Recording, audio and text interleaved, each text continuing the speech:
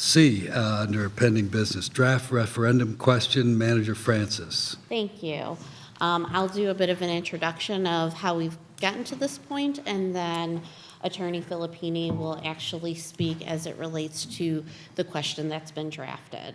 So as the board will recall, and residents may recall, in 2004 and 2014, there was a referendum question about issuing debt. And so both referendums were approved. In 2004, almost 85% residents approved that referendum, and in 2014, 77% approved it. That referendum wording was such that, shall the Village of Riverside, Cook County, Illinois, for the purpose of making road and street improvements within the village, issue bonds to the amount of $2.5 million for the purpose of paying the costs thereof. And so now we fast forward to current day. It's been the past practice of the village to issue bonds, or to go rather to the voters to request approval for issuance of these bonds every 10 years. And so the board has had an ongoing discussion for the past couple of years, planning for this moment in time of whether or not we want to continue down that path to keep property tax levels stable as it relates to this particular piece. Or do we want to do something different? And the board had discussion in the later part of last year and early this year that it would serve the village's best interest to have a tax levy question as it related to streets, and having a permanent funding source specifically for street and sidewalk improvement versus having to spend the money every 10 years to issue bonds, pay for that debt issuance, pay for the interest on that debt issuance. And Ethan, if you can go to the next slide. So just for residents to have as a reference, the Village of Riverside of your entire property tax bill represents approximately 15.3% of the taxes that are being paid. And with that comes your streets, police, fire, public works, all of that. And so when we're talking about the referendum piece, that is a small piece of your overall tax bill, because the village is only 15.3% of that.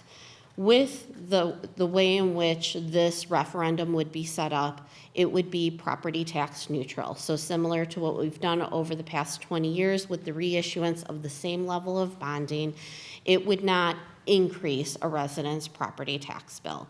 And so, as noted there, it's property tax neutral. However, it's nearly $550,000 we pay extra as part of that debt issuance, because we have to pay for the debt issuances, all the various regulatory filings, legal, and the interest.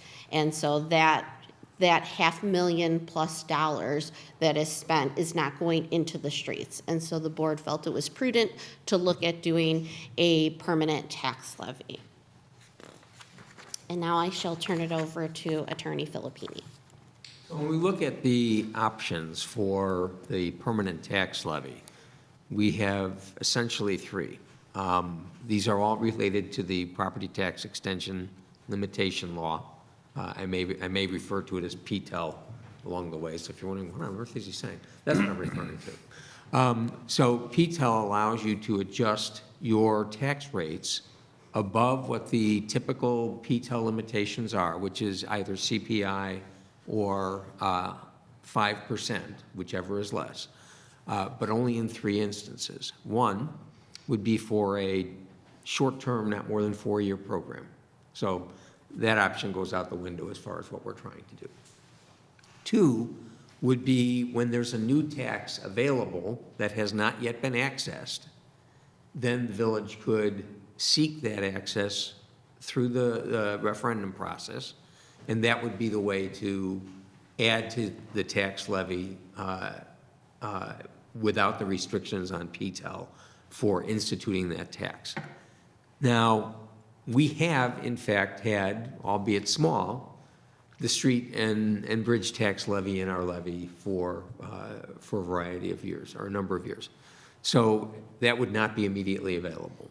I'll get back to that word immediately available when I finish my next option, and that is one which would be an extension limitation. Now, when you go through the PTEL, there's all sorts of formulas, but basically it's, you can do more than 5%.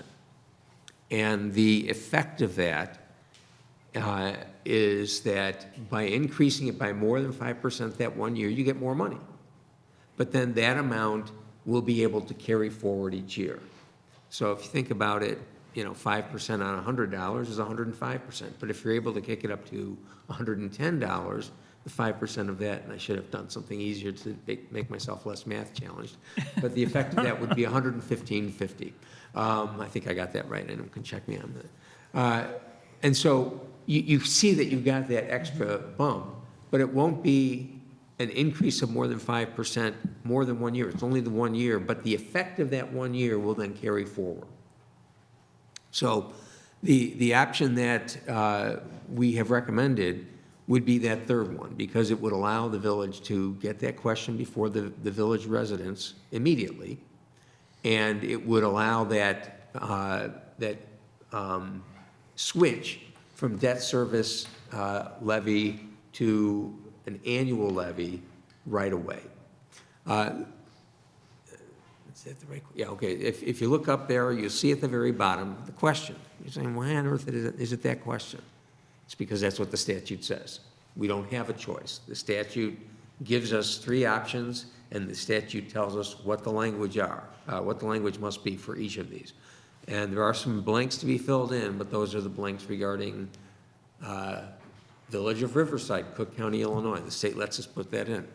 The percentage, the state lets us put that in, and the number of years over which it would occur. Now, I would note, there is in this option that's before you the ability to phase this in over several years, but if we do it that way, we won't be able to match up the levy dropping off from the bond debt service with the new taxes coming in, and it will also have an interruption on the level of investment we're making in the roads. So the approach that's up there is the one that will allow us to continue. I did mention immediately available as to one of those options. One of those options would be if we completely discontinued for our 2024 tax levy, the one that's upcoming in December, our street levy. Then we go down to 0 in that levy. And then next year, we bring a question that would say, I'll give you what the language would be specifically, because it, again, is prescribed by statute. Sorry, I'm fumbling a bit here.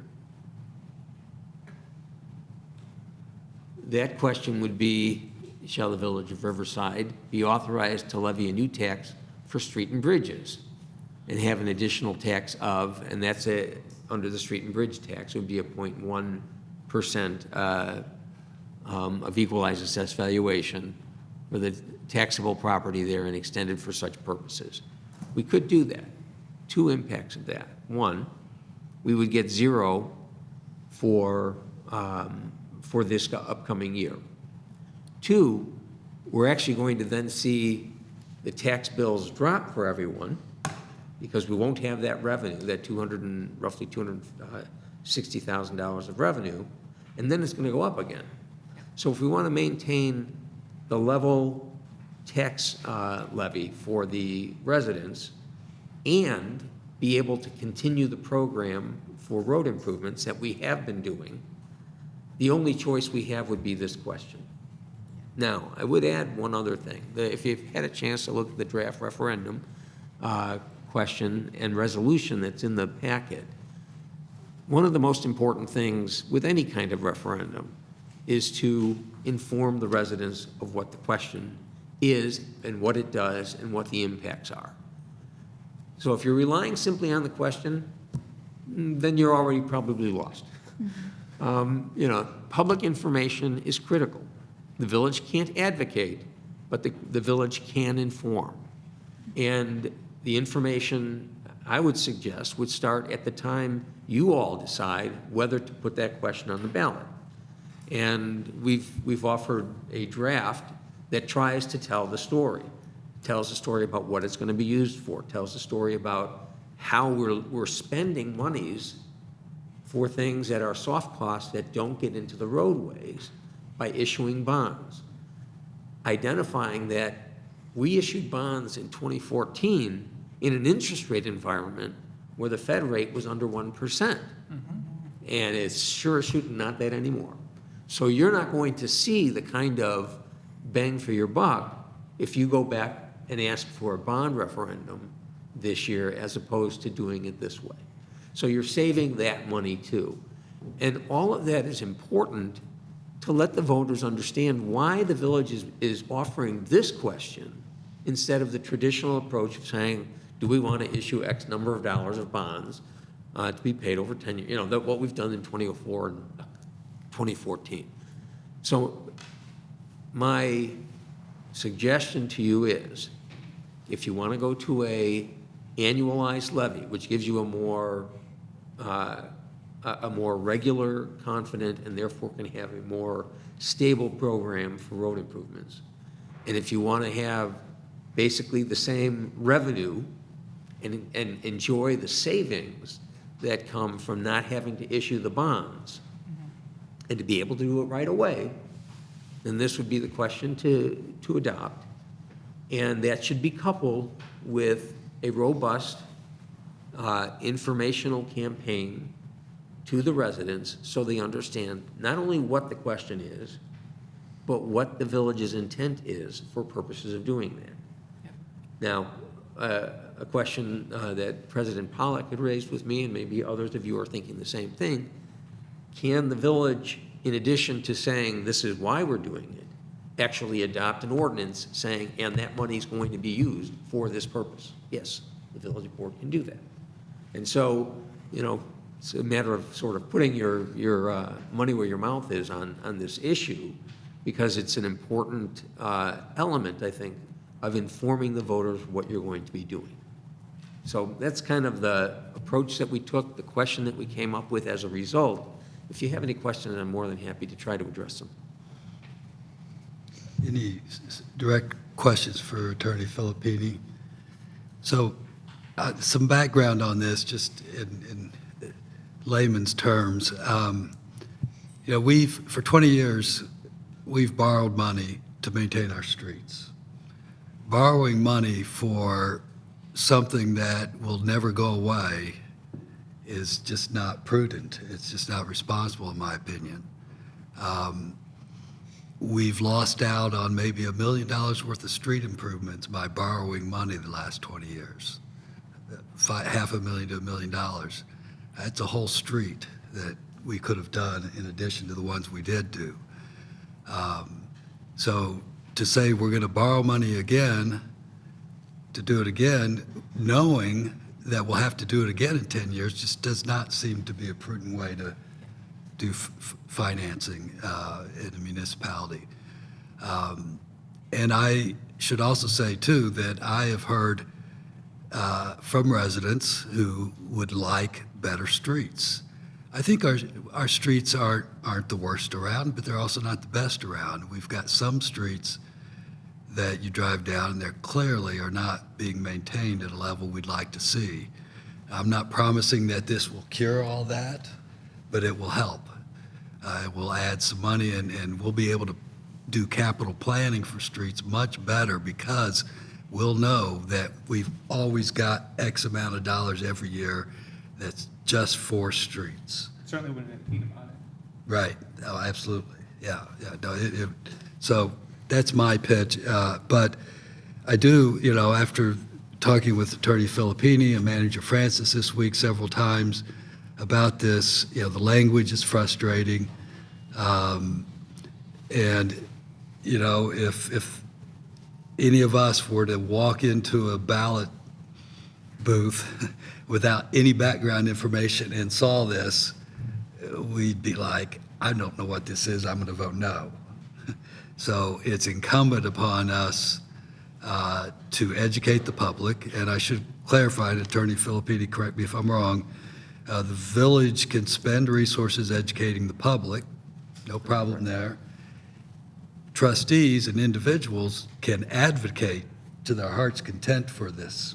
In other words, spend your own time, your own resources, talking to the community and, Yep. you know, telling them the benefits of doing it this way, so. I just have a quick question. Is this then, if we move to a referendum with this verbiage, is this only good for each tax year and we then have to come back and do it again, or is it permanent? I don't understand the reference to 2024. This would say, if you remember with the PTEL requirements, let's just say the interest rate's 5% for simplicity. If we levy X dollars one year, we can levy 105% of X the next. What this would allow is for 2024, that's the levy, and the question comes up in November, so we'll know whether we'll be able to, in 2024, for our tax levy, rely on on a favorable outcome. We would be able to do, let me see, what, 9.3? We'd be able to levy 109.3% of the prior year's levy. And then that would put us at that level. After that, we go back to the 5%, but we increase that base. Oh. So it has a permanent effect, I see. but the only time we're gonna increase that levy beyond PTEL would be for this year and this year only. So, got it. Thank you. Right. So if anyone's concerned that, we're letting, Pandora's box open and run rampant on us forever, no. It's a one-time shot to give us the shot in the arm to increase the levy for our standard amounts of taxes, not the debt service, and put that into our programming of capital improvements as opposed to the yo-yo effect of issuing bonds. Thank you. And maybe that could be part of the information that we give to residents too, because the language is a little dense. Yes. Trustee It Gallagher. does need to be unpacked. Yeah, no, I agree with everything that's been said. I mean, I do remember when Janet Yellen, when she was Fed chair, kept saying that interest rates were going to increase. Now, Chairperson Powell has put that into action. So those years of money being cheap is no longer with us. And they're probably not going to go down anytime soon. So this will be a huge savings to the everyday resident. I would like to see that illustration that we had on the property tax neutral be used in part of the information pack, because that's going to be very, very helpful on this one, because I do believe that we have an obligation to share this with the public, so that they are fully aware of what needs to get done and how this does save their bottom line anyways. Right. Yeah, the underlying principle here is that taxes will stay level, but we'll no longer be paying banks and others interest. We'll be keeping that money. Yeah, But the again, village no will have one's more money. taxed. Yeah. People's property tax will stay level, other than the normal cost of living adjustments that we have to make every year, so. I see a lot of shaking heads in the audience, so I think. Yeah, well, Trustee Evans. So we have to manage expectations just so that people understand it's not a street fund referendum where we're asking for a large amount of money and then we're going to immediately make all the street improvements. It's just switching one way of paying Right. for another where we save a lot of interest. Is that the gist Good of it? point. And through the CIP process, what we will do is we're in the process of creating an interactive map with our GIS consultant that we will map out the next 10 years of street improvements as well. All of this is contingent upon having that funding source or issuing debt. If we don't have that, then we've got to reprioritize and change some of that. The effectiveness of what we've done over the past 12 years is we've actually, every time we touch a street, we're touching not just the roadway, we're touching what's underneath. And so we're really trying to maximize every dollar of, do we have to, increase the capacity of the sewer? Do we have to upsize the water main? And now we have to do lead service lines. And so we're touching all those different pieces. And so that's part of that prioritization too. But we'll have a map. We're working on updating the CIP, but we'll have all those interactive pieces of it too, so that residents will be able to see and have an understanding. Thanks. Anyone from the public want to comment on this matter? Thank you. What's Plan B if we do this and it fails? So we put this on the referendum, people shoot it down. What's Plan B for street improvements at that point? As I understand it, there's a couple of options. One would be to come back with, well, one would be to do nothing and just let our roads fall apart. That's an option. It's an exaggeration, too. I apologize for that. But the other option to continue with the funding would be to come back for a separate referendum, a different referendum, asking to borrow money, as we did the last twice in the last 20 years. I don't know that there's any other option. I think that there may be a third option, but I think if it doesn't pass, then we will probably have a significant reduction in our road program for the calendar year 2025, because there won't be the revenue. Right. We would then have options either through another street bond referendum, or if we end up having this fail, and then the village zeroes out its road and bridge tax in 2024, a referendum could be in 2025 exclusively for the street and bridge tax. So we're not going to be completely handcuffed, but we will see a decided drop in revenues available for road purposes unless you make other changes in your priorities to take from one to feed the road program. Well, and that referendum would be a lot harder to pass because that referendum would have the verbiage of, would you like us to have a new tax as opposed to Yep. the That convoluted is wording that's exactly here, right. but it will actually say new tax in the new one, which I feel like will be even harder to pass than something that says the lesser of the two and the, all that good stuff. Nicer language. Yes.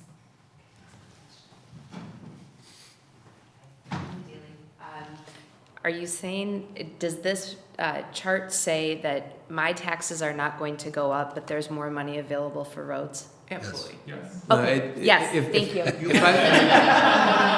If I might just clarify, the way this is set up, the debt service that drops off will equal the amount that the new tax will go up. Right. Where the savings is not in terms of the tax bill, but in not having to then spend a chunk of the Yep. bond revenues that you would otherwise do for the soft costs of attorneys, interest, and the like. So there is a real savings, but it won't necessarily be on the tax bill itself. The tax bill should be stable, whereas the savings are in the amount available for the roads. Yeah.